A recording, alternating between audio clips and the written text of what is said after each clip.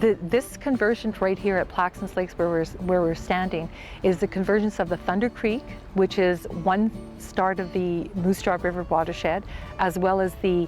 Moose Jaw Creek, which is the other end, and this is where they converge to go into the Moose Jaw River that travels east and north of the city. This is why the CPR, when they came here, when they were doing the frontier of Canada, establishing Canada as a nation, when they looked at this spot, this was a perfect spot for them to starting a reservoir that was there to provide steam for the engines. That's why all these reservoirs were built. So that's why the reservoirs were built, and that's why we have an ecosystem that has been in place for over 100 years.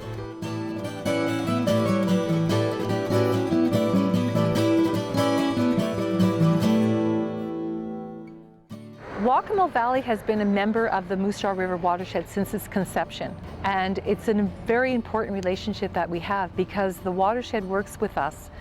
because we just don't have the resources to ascertain whether the river system is being kept in a healthy way. And then also they work to help us with educational opportunities.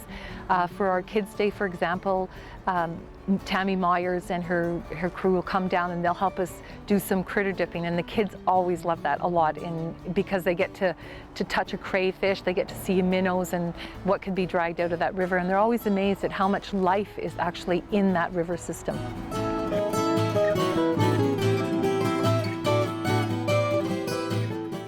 Oh, I think the Moose Jaw River Watersheds, I mean, this is again my own person, but they're doing a fantastic job. I mean, they're constantly monitoring the water. They do a number of educational seminars to teach the farmers and the ranchers the importance of keeping contaminants out of the water. I mean, years ago,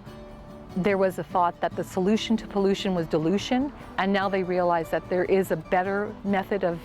dealing with pollution, and that is prevention. And if you can prevent chemicals and other substances from going in the water that can be harmful or that can cause, like if you're putting a lot of phosphates and you're putting a lot of fertilizers that end up running off into the water, now all of a sudden the river system has an abundance of algae, and then algae, if it's not treated or something's happened, now it starts to decay in there, and then it starts to poison the water system. So if we can keep this water system healthy, we're just going to have a healthier place for people to come down and enjoy canoeing, and also healthier for the wildlife that is around.